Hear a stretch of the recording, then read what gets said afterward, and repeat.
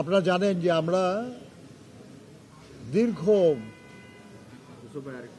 প্রায় 16 বছর ধরেই এই পতিত ফ্যাসিবাদী সরকারের বিরুদ্ধে অব্যাহতভাবে লড়াই চালিয়ে আসছি।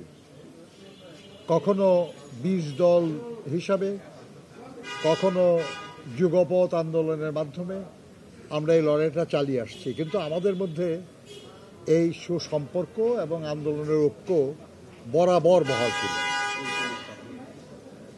সেই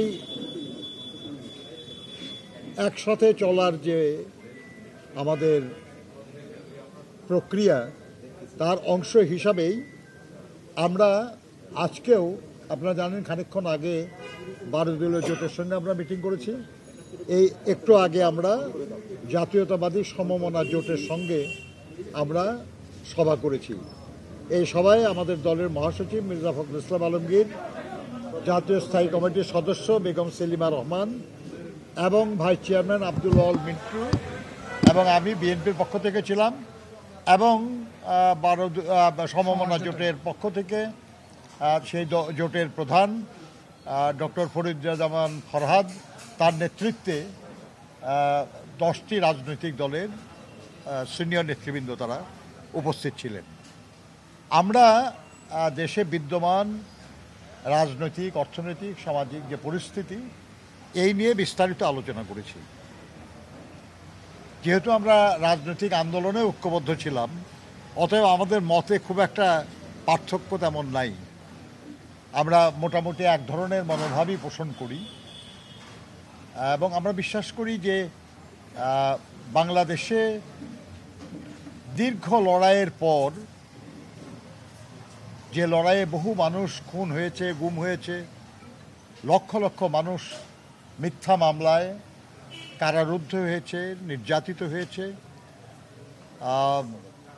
নানা জুলুমের শিকার হয়েছে, এই লড়াইয়ের একটা চূড়ান্ত পর্যায়ে গত জুলাই আগস্ট মাসে ছাত্র শ্রমিক জনতার যে অভ্যুত্থান, তার মধ্যে দিয়ে ফ্যাসিবাদের পতন হয়েছে।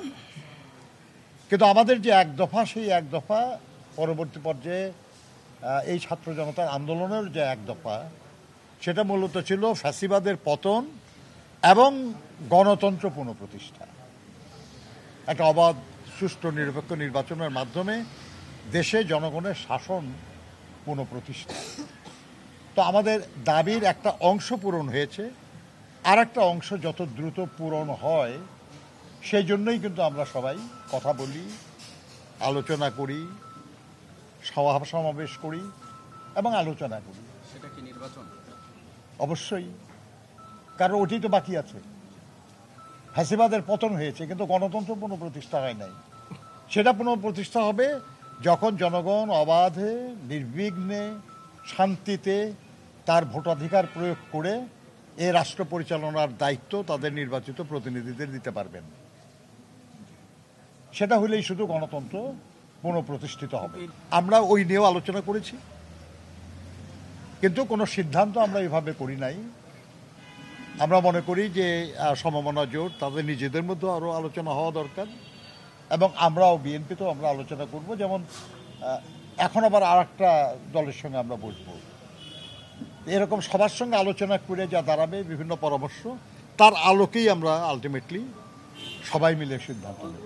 এদেশে মানুষের ভোটের অধিকারের জন্য, এদেশে মানুষের ভাতের অধিকারের জন্য, গণতন্ত্র প্রতিষ্ঠা করার জন্য এই আন্দোলনের এক পর্যায়ে আমরা সাকসেসফুল হয়েছি, যে শেখ হাসিনা ফ্যাসিস্ট সরকারকে এদেশ থেকে বিতাড়িত করতে পেরেছি।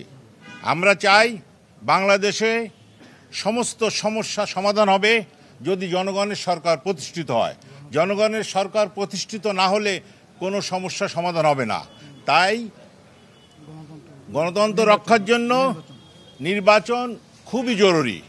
যে নির্বাচনের কথা ডিক্লেয়ার করেছেন চিফ অ্যাডভাইজার সাহেব, যে 2025 ডিসেম্বর এবং 2026 প্রথম অর্ধে, ইতিমধ্যে আপনারা জেনেছেন তার প্রেস সচিব বলেছে 30 জুন, যেটা সঠিক না। আমরা চাই সুনির্দিষ্টভাবে নির্বাচনের ডেট, তারিখ দিতে হবে, এবং আমরা এটাও চাই যে সংস্কারের নামে কালক্ষেপণ করে নির্বাচন দেরি করা ঠিক হবে না।